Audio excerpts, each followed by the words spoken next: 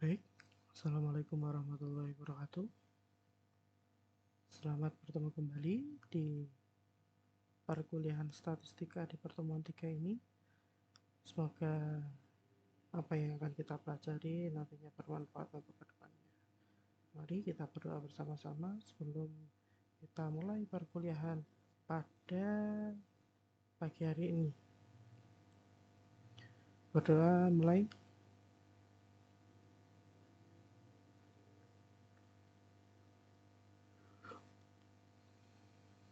Selesai.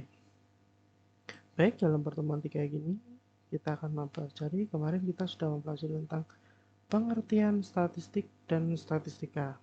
Nah, hari ini kita akan mempelajari tentang kita akan mempelajari tentang penyajian data dalam bentuk daftar, distribusi frekuensi, dan grafiknya.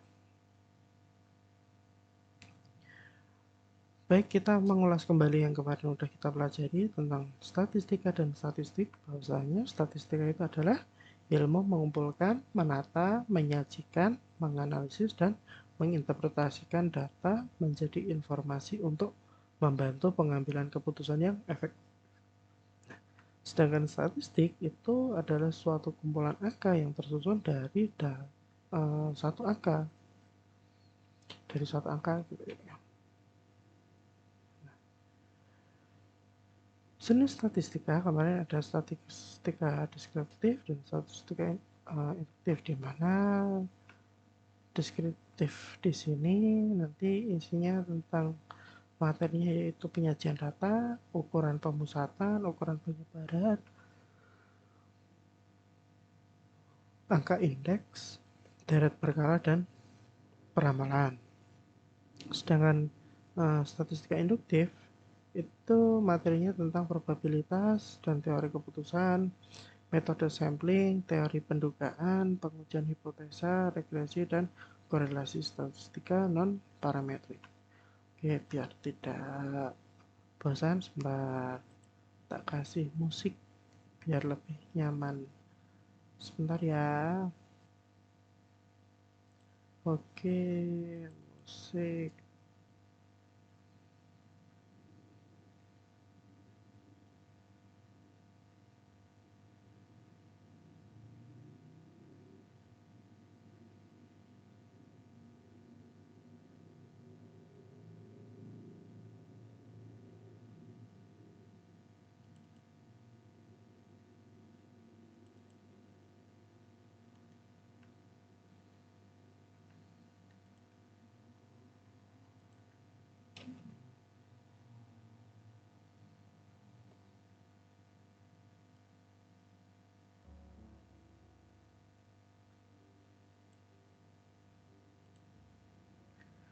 Oke.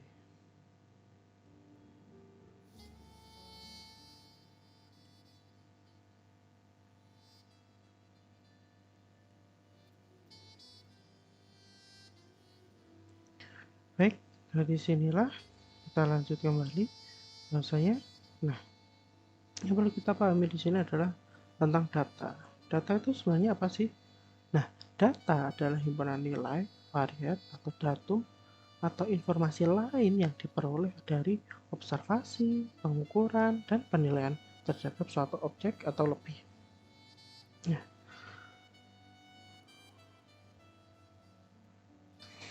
maaf. Di sini maksudnya di sini adalah objek. Nah, ketika suatu objek itu terus kita lakukan pengamatan, kita terus menentukan variabel, dan alhasil itu akan menghasilkan sebuah nilai di situ, di mana terdapat dua jenis data. Yang pertama data kualitatif dan data kuantitatif, di mana data kualitatif itu diperoleh dari hasil pengamatan, sedangkan data kuantitatif itu diperoleh dari kegiatan pengukuran atau penilaian. Jadi pada prinsipnya seperti ini. Kalau data kualitatif itu kan memang dari hasil pengamatan, makanya kan kalau dalam penelitian kan ada dua jenis ya, penelitian kualitatif dan penelitian kuantitatif. Nah, kedua penelitian itulah itu yang berdasarkan itu dari datanya. Nah, data kualitatif itu memang diperoleh dari hasil pengamatan, di mana mungkin yang dia berupa deskriptif biasanya. Jadi mungkin tentang penanaman karakternya, mungkin tentang perkembangan sifatnya dan seperti itu. Tapi kalau yang data kuantitatif itu dimulai dari kegiatan pengukuran atau penilaian, sehingga di situ perlu adanya proses perhitungan secara matematis seperti itu.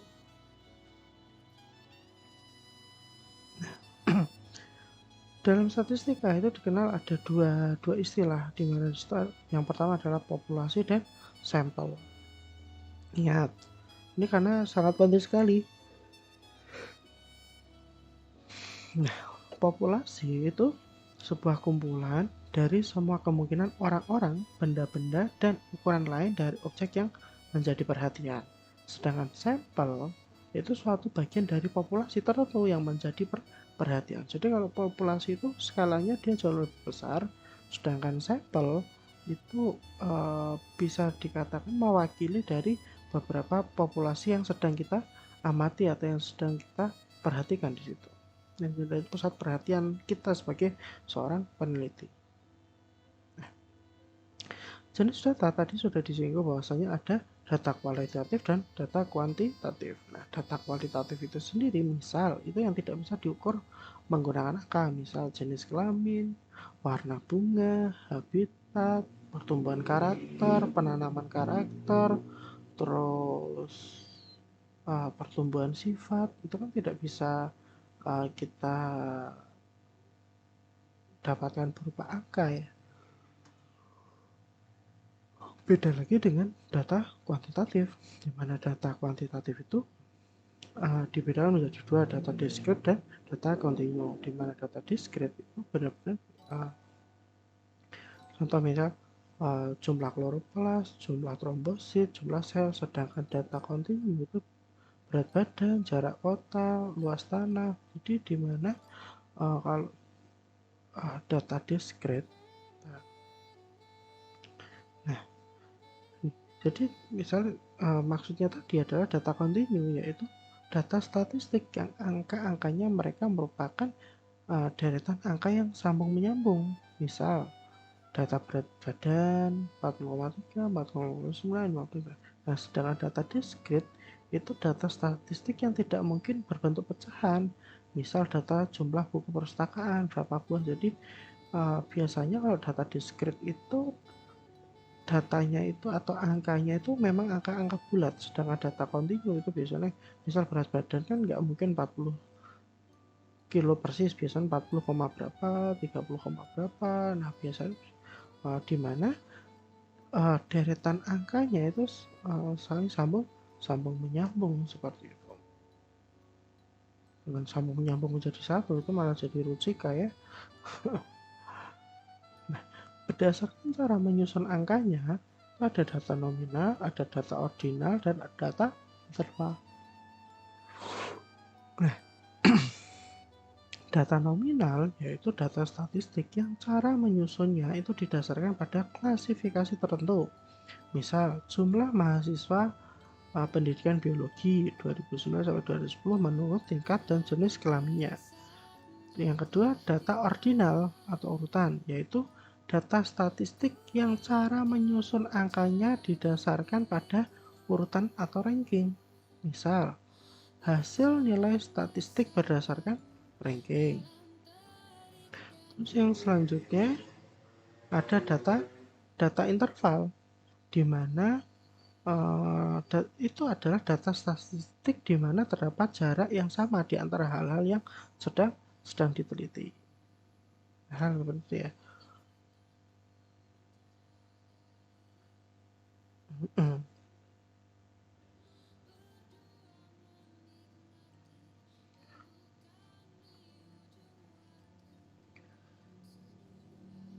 Selanjutnya, berdasarkan bentuk angkanya, itu ada data tunggal, data kelompok, dan berdasarkan waktu pengumpulannya itu ada data seketika dan data urutan waktu. Oke, kita bahas satu-satu.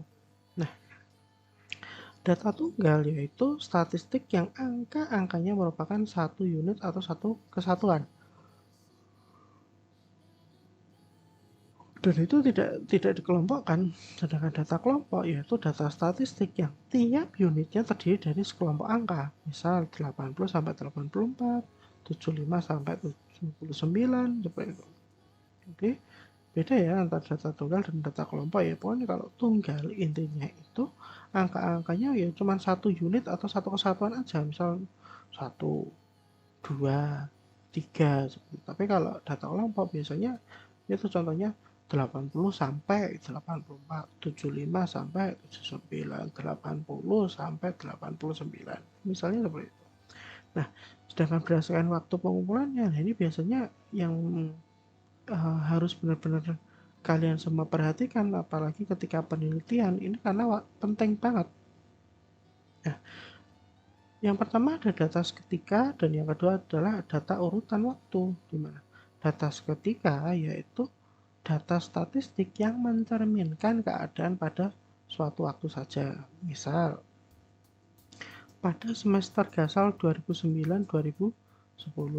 Nah, sedangkan data urutan waktu yaitu data statistik yang mencerminkan keadaan dari waktu ke waktu secara berurutan. Misal jumlah mahasiswa yang lulus dari tahun 1996 sampai tahun 2006. Jadi itu datanya itu kan tidak hanya satu kan, jadi banyak banget di situ. Jadi benar-benar harus diperhatikan ketika kalian apalagi membuat judul skripsi kelak nanti. Itu hal sepele seperti ini itu sangat penting banget. Yang selanjutnya itu ada data primer dan data sekunder. Nah, intinya kalau data primer itu contohnya wawancara langsung, wawancara tidak langsung, pemeriksaan kuesioner. Sedangkan data sekunder itu adalah data dari pihak lain, BPS atau, nah maksudnya seperti ini. Data primer itu data yang benar-benar kita ambil langsung. Sedangkan data sekunder itu data yang sudah ada dan sudah diteliti sebelumnya, mungkin data dari BPS, data dari Bank Indonesia. Tapi kalau data primer itu data utama yang benar-benar kita ambil ketika penelitian tersebut. Jadi itu sangat penting sekali ya kalau kalian nanti penelitian menentukan data, kan itu sangat penting.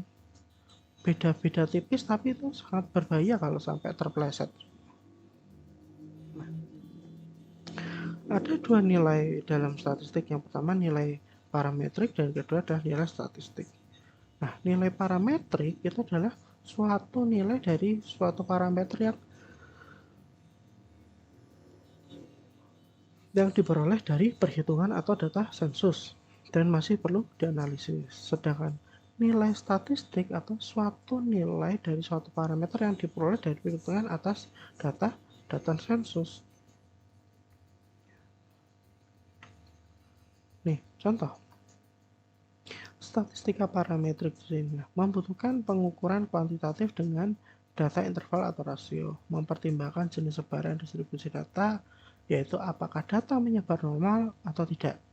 Contoh, metode statistika parametrik uji Z 1 atau 2 sampel, uji T, korelasi Pearson, perancangan percobaan, itu contohnya ada one or two way ANOVA parametrik. Nah, nanti kita coba nanti. Sedangkan statistika non-parametrik itu membutuhkan data dengan data ordinal dan nominal. Nah, itu merupakan statistika bebas sebaran, tidak mensyaratkan bentuk persebaran parameter populasi baik normal atau tidak. Contoh metode statistika non-parametrik itu ada binomial test, chi-square test, median test, Friedman test, dan lain-lain. Ada masih banyak. Silahkan kalian nanti buka bukunya lagi. Nah, dalam sini perlu menyajikan data mentah untuk mengambil keputusan. Nah, maksudnya di sini tuh nanti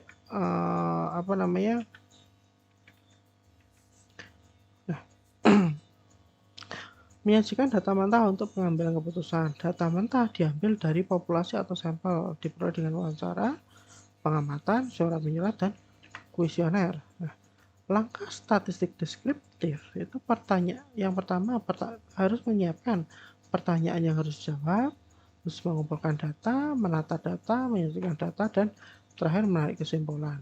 Nah, distribusi frekuensi yaitu pengelompokan data ke dalam beberapa kategori yang menunjukkan banyaknya data dalam setiap kategori, dan setiap data tidak dapat dimasukkan ke dalam dua atau lebih kategori. Ya, tujuannya data menjadi informatif dan mudah dipahami. Langkah-langkah distribusi frekuensi yang pertama mengurutkan data, membuat kategori atau kelas data, melakukan pengurusan atau tabulasi, memasukkan nilai ke dalam interval kelas. Nah, ya kita coba latihan pelan-pelan dulu. Kita coba langkah pertama, mengurutkan data dari kecil yang terbesar. Tujuannya untuk memudahkan dalam melakukan perhitungan pada langkah ketiga nanti.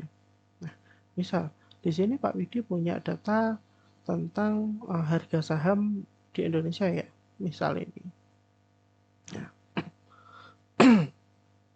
di bursa efek saham itu kan banyak kan perusahaan-perusahaan dengan harga sahamnya itu berapa, kan masih acak-acakan.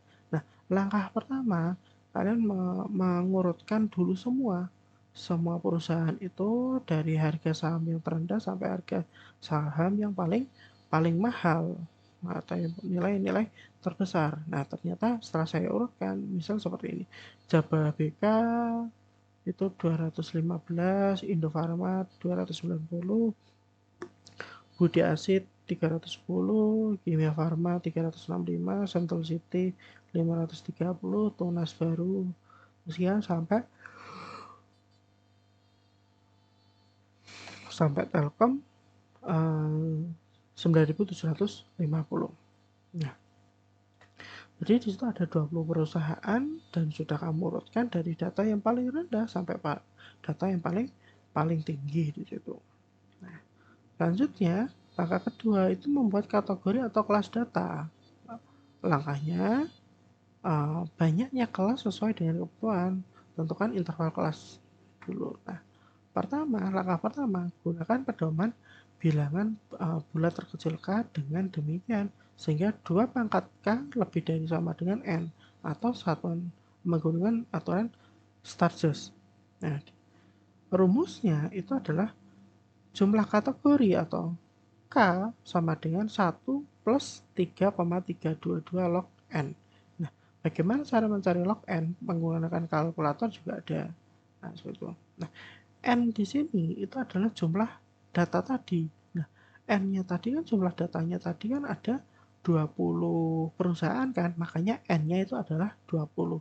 Sehingga tinggal dimasukkan aja 1 plus 3,22 log 20. Nah, ternyata log 20 adalah 1,301, sehingga pertama dihitung dulu 3,322 ini dikali 1,301 sehingga kan ketemunya adalah 4,322. Nah, baru ditambahkan dengan 1 ketemunya 5,322 sehingga kita bisa menyimpulkan bahwasanya kategori jumlah minimal kategori yaitu 5. Nah, langkah kedua kita menentukan interval kelasnya dulu. Nah, interval kelas itu adalah batas bawah dan batas atas dari suatu kategori. Rumusnya interval kelas sama dengan nilai terbesar dikurangi nilai terkecil dibagi jumlah kelas. Nah, tadi nilai tertingginya adalah punyanya Telkom tadi ya 9.750 dan terendahnya adalah 215 punya Jababarika tadi ya. Nah, jadi tinggal dimasukkan di rumus ini, berarti 9750 dikurangi 215 dibagi jumlah kategori atau jumlah kelas tadi ya. Jumlah kategori tadi berapa? Ada 5. Makanya di sini 9750 kurangi 215 dibagi 5. Berarti ini dikurangi dulu baru dibagi 5 loh. Ojo kacau kalau 215 bagi 5 saya enggak. Tapi justru ini dikurangi dulu baru dibagi 5. Ketemunya 1907. Jadi interval kelas tersebut itu adalah 1907, yaitu jarak nilai terendah dan nilai tertinggi dalam suatu kelas atau kategori. Nah, barulah makanya itu tadi kan ada 5 kategori ya, jadi dibuat tabel 5 dulu kan, karena tadi 5 berarti dibuat 5 tabel dulu, 1, 2, 3, 4, 5, barulah kita menentukan kelasnya. Tadi nilai terendahnya adalah 215. Nah, 215 sampai berapa? Nah, 215 ditambah jumlah interval kelas itu. Jadi kan interval kelasnya 1907, sehingga 215 ditambah 1907. Nah, makanya 215 sampai 2122. Nah, di kelas berikutnya bukan mulainya dari 2122 tapi 2123. Nah, 2123 itu sampai itu berapa ya? 2123 tambah 1907 ketemunya 4030. Terus mulai lagi di sini 4031 tambah 1907 ketemunya 5938. Mas turun lagi 5939 ditambah 1907 ketemunya 7846 dan sampai terakhirnya ketemunya 97554. Jadi tidak masalah di situ. Nah, saya kira ini masih sangat mudah ketika di SMP dan SMA sudah disinggung. Nah, langkah ketiga kita baru melakukan tabulasi. Tabulasi di sini maksudnya adalah menghitung. Jadi interval harga saham yang kira-kira harganya 21 di antara 215 sampai 2122 itu ada berapa. Nah, mengambilnya tabulasi ini itu dari tabel data tadi. Nah, dari 215 sampai 2122 berarti mentoknya 2122 di sini berarti ada berapa? 1 2 3 4 5 6 7 8 9 10 11 12 13 14. Makanya terus dibuat tabulasinya 1 2 ya kayak pemilu kayak lo. 1 2 3 4 5 spasi 1 2 3 4 5 spasi 1 2 3 4. Nah, terus yang harganya antara 2123 sampai 4030 itu berapa, 4031 sampai 5933 itu berapa, dan sama sampai paling kelas terakhir. Terus baru dituliskan jumlah frekuensinya. Tabelnya berarti 5 tambah 5 tambah 4 ketemunya berarti 14. Ini 1 2 3 3 1 1 1. Coba dijumlahkan semuanya. Kalau sudah 20 berarti sudah pas. 14 tambah 3, 17, 18, 19, 20. Berarti ini datanya sudah lengkap. Baru kita masuk ke langkah selanjutnya.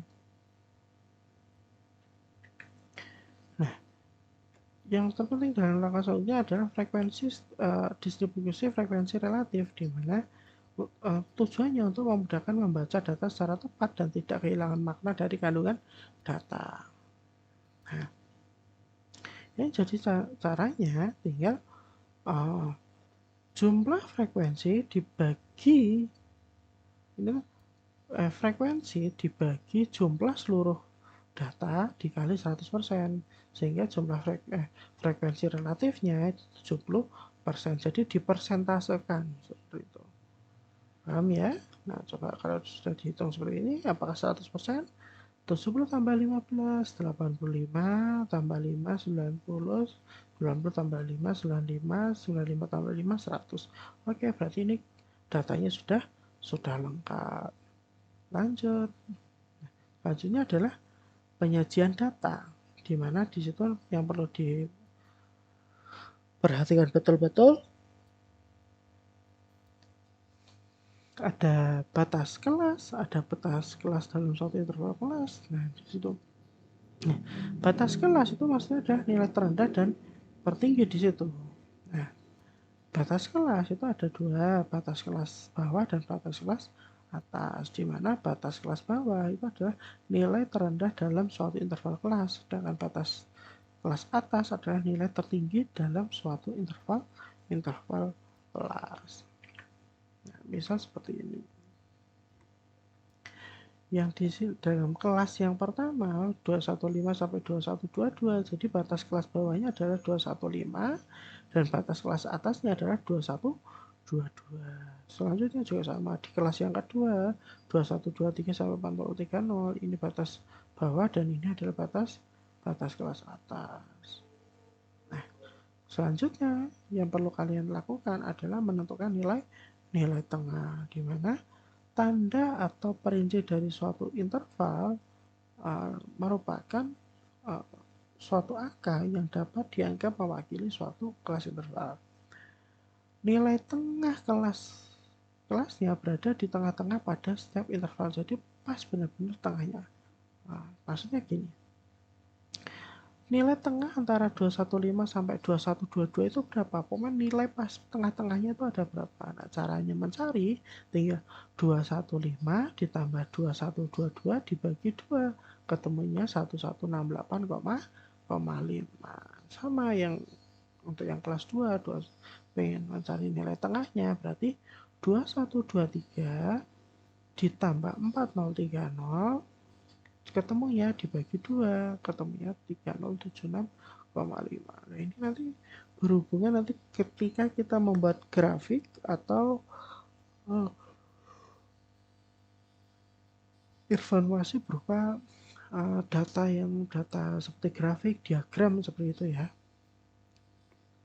Nah, beda lagi dengan nilai tepi kelas. Nilai tepi kelas juga ada nilai tepi kelas bawah dan nilai tepi kelas atas. Nah, itu maksudnya adalah seperti ini.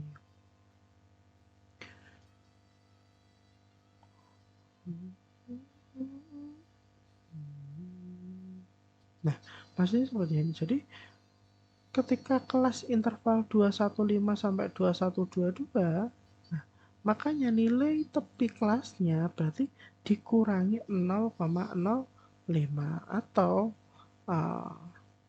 jadi paling bawahnya nilai tepi untuk nilai tepi kelasnya itu untuk yang kelas pertama adalah 214,5. Nah, bagaimana untuk yang kelas kedua?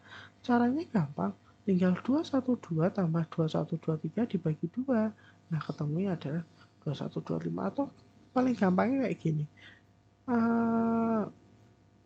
Data kelas bawah dan kelas atas, kelas bawah dikurangi 0,05 dikurangi 0,5. Jadi misalnya kayak gini, 21 kita pengen mencari nilai tepi kelasnya 2123, yaitu tinggal dikurangi setengah aja, ketemunya 2122,5 seperti itu. Masih sangat mudah banget. Nah, selanjutnya kita membuat frekuensi kumulatif kurang dari dan frekuensi kumulatif lebih dari. Nah, maksudnya seperti ini. Jadi kalau, nah detailnya akan seperti ini. Maksudnya frekuensi kurang dari itu, jadi kita melihat frekuensinya. Nah, cara mencarinya itu beda loh ya. Kalau frekuensi kurang dari itu caranya kita berawal dari data utamanya. Di sini data utamanya adalah 14. Jadi ngitungnya caranya 14 ditambah data yang kedua 3, jadi 17. 17 tambah 1, 18. 18 tambah 1, 19. 19 tambah 1, 20. Kenyataan memang datanya 20 kan. Nah, beda lagi kalau yang lebih dari, ngitungnya malah justru dari bawah. Nah, nilai frekuensinya yang asli itu adalah 1, berarti 1 tambah 1, 2. 2 tambah 1, 3. 3 tambah 1, 4 ini harusnya. Maaf, salah gitu, 4. 4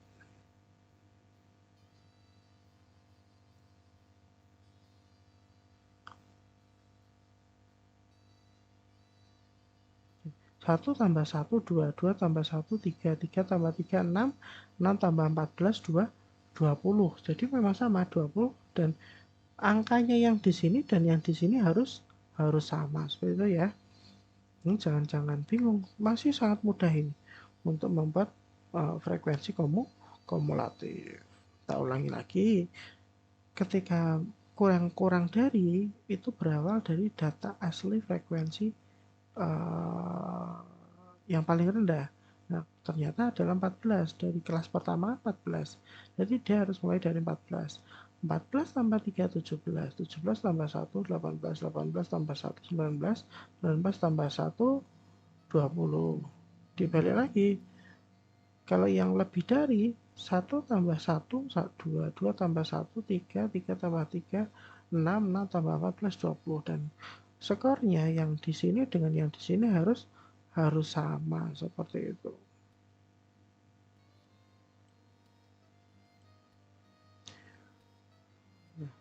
Oke, paham ya, masih sangat mudah ya. Nah, selanjutnya adalah distribusi frekuensi relatif. Ya, tinggal fungsinya juga sama. Baru kita masuk ke grafik. Ya, grafik itu dapat digunakan sebagai laporan. Mengapa menggunakan grafik?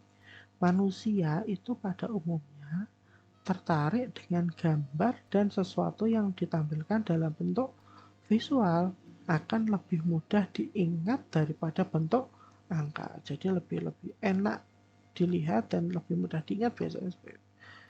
Nah, grafik dapat digunakan sebagai kesimpulan tanpa kehilangan maknanya. Jadi kita ingin menginformasikan suatu nilai statistik biar mudah dipahami, ya udah kita menggunakan grafik atau diagram di situ. Nah, grafik itu macam-macam jenisnya. Yang pertama, histogram. Nah, histogram itu merupakan diagram balok, sedangkan histogram itu menghubungkan antara tepi kelas interval dengan pada sumbu X dan frekuensi setiap kelas pada sumbu Y. Nah, maksudnya seperti ini. Ini yang tipe tepi kelas dan ini adalah frekuensinya. Nah, untuk yang kelas pertama frekuensinya 14. Jadi ya udah kita membuat balok itu sampai 14. Terus yang kedua frekuensinya berapa tadi ya? 4 ya, 4. Terus 2 2 2 2 2 2. Nah, jadi seperti itu. Totalnya ada 20. Ini bentuk histogram. Ada lagi grafik poligon. Bentuknya menggunakan garis yang menghubungkan titik-titik merupakan koordinat antara nilai tengah. Jadi kalian harus menghitung nilai tengahnya tadi. Beda loh, yang grafik itu adalah menggunakan data frekuensinya, sedangkan poligon itu menggunakan titik tengahnya di situ, nilai tengah kelas dengan jumlah frekuensi pada kelas tersebut. Nah, bentuknya seperti ini. Jadi tinggal garis nilai tengahnya itu ada berapa, dan nilai tengahnya ada berapa ya? 114 ya, kalau 14 itu 119,18.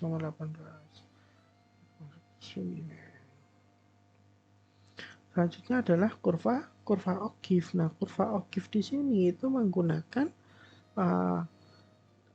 kombinasi antara interval kelas dengan frekuensi kumulatif. Nah, jadi nanti bentuknya akan seperti ini. Adalah bentuk kurva O'Keeffe gitu. Nah, seperti itu ya. Nah, ini masih sangat mudah. Nah, untuk biar memperdalam ini, saya beri tugas. Ini nanti silakan dikerjakan tugasnya, diketik di Word, terus dibuat PDF. Ingat, dibuat PDF. Karena apa? Saya selalu mengatakan itu PDF. Ketika kalian mengetiknya di Word, dikirim, takutnya formatnya berubah.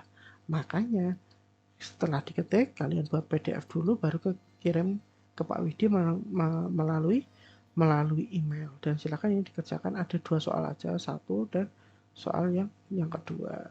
Nah, ini tugas ditulis, diketik dalam bentuk PDF, terus dikirim email. Ini ya, khusus semua tugas di kelas statistika di sini menggunakan email ini, tugas 2 ya insal3@gmail.com. Waktu mengerjakannya 1 minggu. Jadi maksimal kalian mengumpulkan itu hari Rabu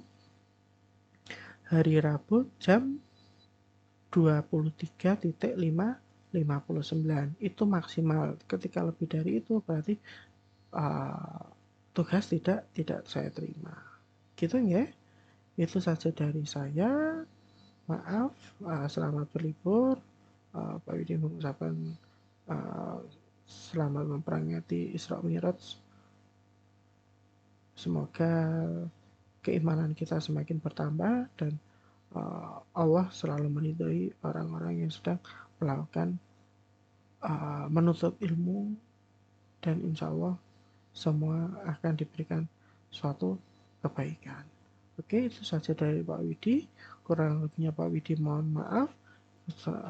Pertemuan 3 saya akhiri. Wabillahi taufiq wal hidayah. Assalamualaikum warahmatullahi wabarakatuh.